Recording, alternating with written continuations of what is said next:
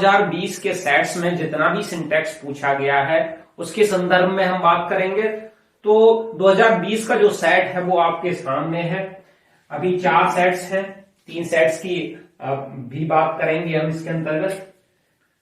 पहला जो इसमें दिया गया है, I prefer milk then tea, physics are an interesting subject, he is an European by birth, the Canberra is the capital of Australia. सभी correct करने हैं। His brother is an university student. Sun rises in east. The bases of sin are dead. This book comprises of 100 pages. He availed his casual leave. Kalidas was one of the greatest poets of Sanskrit. She resembles her brother. The school was closed since yesterday. Cattle are grazing in the field. Either of the roads lead to the station. Sarad is inferior than Rahul. I have received your letter yesterday. ये जो syntax है, जो 4 sets का syntax पूछा गया है 2020 में, हम बात करते हैं 1 by 1। पहले इस सेट की बात करेंगे। इस सेट में जनरली मैंने आपको बताया था कि प्रीफर और प्रीफरेबल है। प्रीफर एक वर्ब है, प्रीफरेबल एक एडजेक्टिव है। दोनों के साथ हमें प्रेपोजिशन के रूप में टू यूज करना होता है। जनरली ये देन देता है तुम्हें, जो कि हमें यूज नहीं करना है। दूसरा और एरर इसके साथ हो सकता है, मोर लगा के दे। तुम्हें मोर भी नहीं लगाना, क्योंकि कंपैरेटिव डिग्री का फोर्स इनके अंतर्गत होता है। तो करेक्ट सेंटेंस ये होगा, I prefer milk to tea. मैं चाय से दूध अधिक पसंद करता हूं। Physics are an interesting subject. इसके संदर्भ में हम 2022 के सेट में बात कर चुके हैं। कुछ नाउन्स जो देखने में प्लूरल जैसे लगते हैं, जैसे सिविक्स, मैथमेटिक्स, फिजिक्स, जिनके पीछे एस लगा होता है। इकोनॉमिक्स, पॉलिटिक्स, बिलियर्ड्स, कुछ बीमारियों के नाम भी हैं, मीजल्स, मम्प्स, जो देखने में बहुवचन जैसे लगते हैं लेकिन वो एक वचन है, एस उनमें पहले से इंक्लूड है। तो फिजिक्स एक सिंगुलर नाउन है, तो हमें उसके लिए सिंगुलर वर्ब ही यूज करना होगा, इज। नेक्स्ट है, he is an European by birth. वह जन्म से यूरोपियन है। अब यूरोपियन जो वर्ड है, वैसे तो एडजेक्टिव है। जनरली हम एडजेक्टिव्स के लिए आर्टिकल यूज नहीं करते, नाउन्स के लिए करते हैं, लेकिन जो प्रॉपर एडजेक्टिव्स होते हैं उनके लिए आर्टिकल यूज किया जाता है।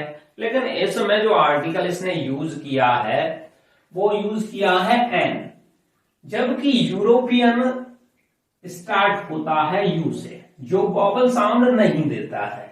तो हमें इसके स्थान पे ए यूज करना है। अब जनरली ये पहचानने के लिए कब ए यूज करना है, कब एन यूज करना है, वो विस्तार से हम आर्टिकल में बात करेंगे। लेकिन आपको इतना ध्यान रखना है, आ से अंग तक जितने भी लेटर आते हैं और उनसे कोई वर्ड प्रारंभ होता है, प्रोनाउंसिएशन हिंदी के इन लेटर्स में से इसके बीच अंतर्गत जो वर्ड्स लेटर आएंगे उनसे स्टार्ट होता है, तो उनके लिए जनरली हम एन लगाते हैं, बाकी के लिए ए लगाना है। नेक्स्ट आगे बढ़ते हैं। The Canberra is the capital of Australia. Canberra Australia की राजधानी है, लेकिन इसमें एरर क्या है? अब इसमें जनरली हम क्या करते हैं कि जो स्थानों के नाम होते हैं उनके लिए कोई आर्टिकल यूज नहीं किया जाता है। कुछ स्थान हैं जिनके लिए आर्टिकल यूज किया जाता है, उनके संदर्भ में भी हम बात करेंगे। पहले इसको करेक्ट करने के लिए हमें क्या करना होगा कि यहां से हमें दा को हटाना होगा, और जो करेक्ट सेंटेंस होगा वो ये होगा, Canberra is the capital of Australia. Sentence correct हो जाएगा। लेकिन कुछ स्थानों के नाम हैं जो आपके सामने है, इनके लिए हमें डेफिनेट आर्टिकल लगाना होता है। Republic, Emirates, union, kingdom, Punjab. और इनके पीछे लगाने का जो रीजन है वो ये है कि ये कई एक से अधिक स्टेट्स को मिलाकर बनाए जाते हैं, एक से अधिक स्टेट्स का समूह है, ग्रुप्स हैं, इसलिए इन वर्ड्स के पहले, इन स्थानों के पहले हमें डेफिनेट आर्टिकल यूज करना होता है। बात करते हैं पंजाब। हम पंजाब के लिए डेफिनेट आर्टिकल का यूज करते हैं क्योंकि पंजाब 5 कंपाउंड है 5 नदियों के देश का। 5 नदियों का जो राज्य माना जाता है पंजाब को, क्योंकि पंजाब जो वर्ड है वो 2 फारसी शब्दों से मिलकर बना है। एक तो है पंच विच मीन्स 5 और एक है आब विच मीन्स होता है वाटर। तो इसका अर्थ होता है लैंड ऑफ 5 रिवर्स। 5 नदियों की जो धरती है उसे पंजाब कहा जाता है। That's why we use definite article before Punjab. चलिए बात करते हैं नेक्स्ट सेट की। नेक्स्ट सेट में जो पहला क्वेश्चन है, his brother is an university student. अब इसमें जो एरर है वो आर्टिकल का एरर है, एन यहां यूज नहीं होना चाहिए। अब पहले हम ये जानेंगे ए तथा एन के बीच जो डिफरेंस है वो हम कैसे पता करते हैं, कब हमें ए यूज करना है, कब हमें एन यूज करना है। उसके लिए आपको ये हिंदी के स्वरों का ध्यान रखना है। इन स्वर से अगर उस वर्ड का प्रोनाउंसिएशन स्टार्ट होता है, शुरू होता है, जैसे अगर हम इस वर्ड की बात करें तो ये स्टार्ट होता है या से, यूरोपियन। अगर इनसे स्टार्ट होता है तो आपको एन यूज करना है, और इनसे स्टार्ट नहीं होता तो हमें ए यूज करना है। For example university, union, useful, European, utensil, ये सभी वर्ड्स अंग्रेजी के स्वर से तो स्टार्ट होते हैं, लेकिन हिंदी में अगर देखें तो यहां यूरोपियन, ये सभी या से स्टार्ट होंगे। हिंदी का जो स्वर है उससे स्टार्ट ये नहीं होते, वॉवल साउंड इनके अंतर्गत नहीं है। तो अब ये वर्ड्स अगर इनसे एब्रिविएशन बनता है FO, HMT, LLB, MP, MLA, NCR, इनसे कोई भी एब्रिविएशन बनता है, कोई भी वर्ड बनता है, वो स्टार्ट होगा एफ से, ए से। अधिकांश सभी ये लेटर ए से स्टार्ट होंगे। इसे FO कहा जाएगा, HMT कहा जाएगा। इन सभी के लिए हमें एन यूज करना है, और ये जो वर्ड्स हैं इनके सभी के लिए ए यूज करना है। अब यहां जो करेक्ट सेंटेंस होगा वो ये होगा, his brother is a university student, not an. तो यहां ए कर देंगे। बात करते हैं दूसरे की, सनराइजेस इन ईस्ट। जनरली 2 एरर दिए नहीं जाते, लेकिन यहां इस सेंटेंस में 2 जगह में आर्टिकल लगाना है, एक तो सन के पहले और दूसरा ईस्ट के पहले। क्योंकि जो यूनिक होते हैं संसार में, अपने जैसे एक ही है, उनसे पहले हमें डेफिनेट आर्टिकल यूज करना होता है। The sun, the moon. तो एक एरर तो होगा, the sun rises in the east. और जो हमारी दिशाओं के नाम हैं, दिशाएं हैं, उनसे पहले हम आर्टिकल यूज करते हैं। The east, the west, the south. जब ये प्रॉपरली दिशा के लिए यूज हुए हैं, अगर ये स्थान को इंडिकेट करते हैं तो इनसे पहले आर्टिकल यूज नहीं होगा।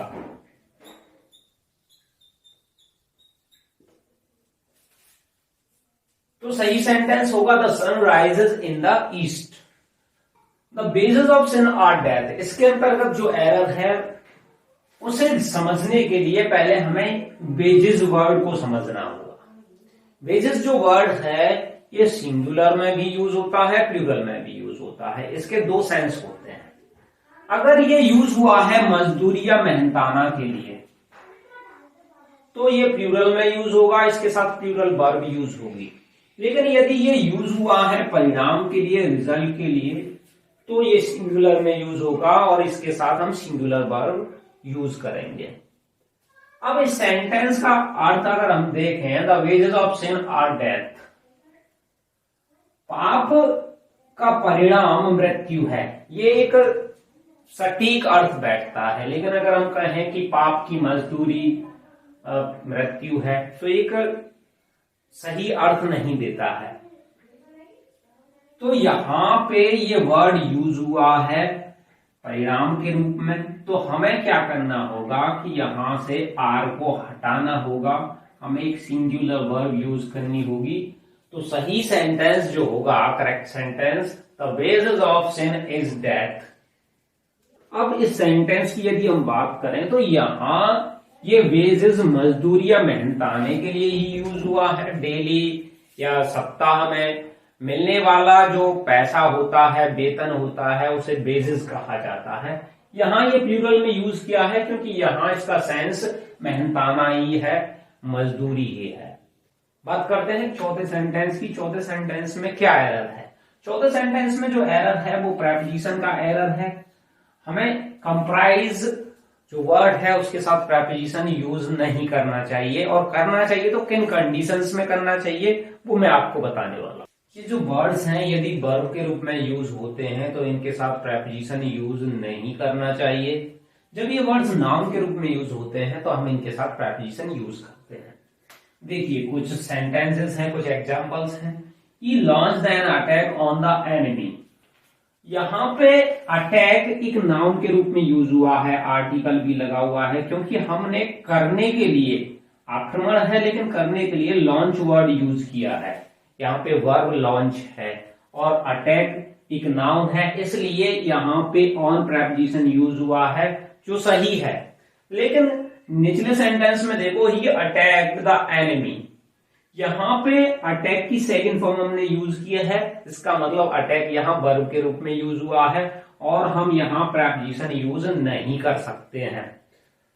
नेक्स्ट है 2 and 2 इज इक्वल टू 4। हमने प्रेपोजिशन यूज किया है टू इक्वल के साथ, क्योंकि इक्वल यहां नाउन के रूप में यूज हुआ है। वर्ब हमने इज यूज की है, लेकिन यदि इक्वल को हम वर्ब के रूप में यूज करें 2 and 2 इक्वल्स 4, तो हमने यहां पे कोई प्रेपोजिशन यूज नहीं किया है। He ordered A T shirt, यहां पे ऑर्डर एक वर्ब के रूप में यूज हुआ है, यहां प्रेपोजिशन नहीं लगा सकते। लेकिन अगर हम कहें he placed an order for a T shirt, तो हम फॉर प्रेपोजिशन लगाएंगे, क्योंकि यहां ऑर्डर एक नाउन के रूप में यूज हुआ है, आर्टिकल भी दे रखा है, प्लेस करने के लिए यूज हुआ है। तो जनरली ये वर्ड्स जब नाउन के रूप में यूज होते हैं तो हम इनके साथ प्रेपोजिशन यूज करते हैं, अन्यथा अगर ये वर्ब के रूप में यूज होंगे तो हमें प्रेपोजिशन यूज नहीं करना है। पहला क्वेश्चन है, he availed his casual leave. उसने अपनी आकस्मिक छुट्टी का फायदा उठाया। Kalidas was one of the greatest poet of Sanskrit. She resembles to her brother. The school was close since yesterday. 4 question हैं। पहले क्वेश्चन की बात करते हैं, he availed his casual leave. इसमें जो एरर है वो हम 2022 के सेट में डिस्कस कर चुके हैं। अवेल वर्ब, इसका आपको ध्यान रखना है। इसके साथ हम प्रेपोजिशन के रूप में यदि किसी का लाभ उठाना या फायदा उठाना के संदर्भ में अगर हम बात करते हैं तो इसके साथ प्रेपोजिशन ऑफ यूज होता है, और यदि इसके साथ ऑब्जेक्ट यूज नहीं होता तो ये रिफ्लेक्सिव प्रोनाउन भी लेता है। लेकिन यहां पे ऑब्जेक्ट है, केवल हमें he availed of his casual leave और प्रेपोजिशन इसमें यूज करना है। अगला है, Kalidas was one of the greatest poet of Sanskrit. इस सेंटेंस के अंतर्गत जो एरर दिया है उसके रिगार्डिंग हम बात करते हैं कि इसका अगर हम अर्थ निकालें, कालिदास संस्कृत के सबसे अधिक महान कवियों में से एक थे, ये अर्थ है। अब हमेशा आपको ध्यान रखना है कि one of plus superlative degree होगी,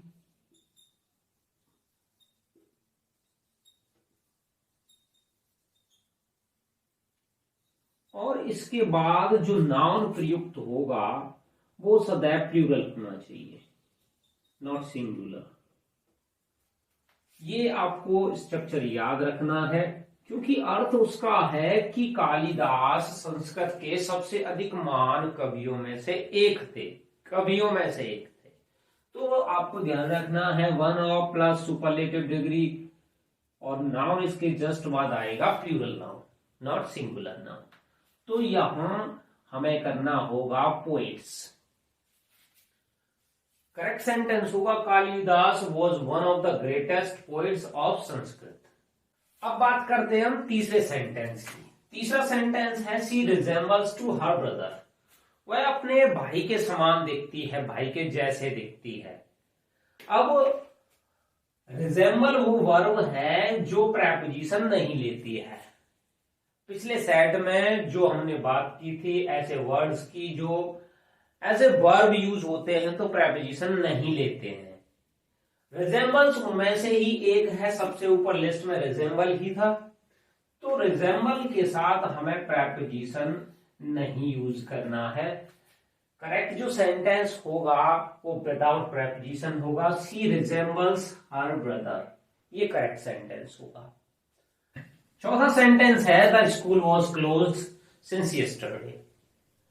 अब इसमें सिंस प्लस टाइम दिया है, सिंस प्लस टाइम दिया है तो इसे या तो परफेक्ट कंटिन्यूअस होना चाहिए था या परफेक्ट होना चाहिए था। अब इसे ठीक करने के लिए हम दो तरीके से इसको ठीक कर सकते हैं। या तो हम इसे लिखें the school was closed yesterday, कल विद्यालय बंद था, सिंस हटा के। अगर सिंस रखना है तो फिर ये सिंपल नहीं रहेगा, इसको परफेक्ट होना होगा या परफेक्ट कंटिन्यूअस होना होगा। तो या तो आप इसे लिखें the school was closed yesterday, the school has been closed since yesterday, विद्यालय कल से बंद रहा है और अभी तक बंद है, उसका प्रभाव है। तो दो तरीके से हम इसे ठीक कर सकते हैं। तो चलिए बात करते हैं अगले सेट की। अगले सेट में जो पहला क्वेश्चन है वो है cattles are grazing in the field. Cattle word जो है वो बहुवचन में यूज होता है, उसे कैटल्स करने की जरूरत नहीं होती है।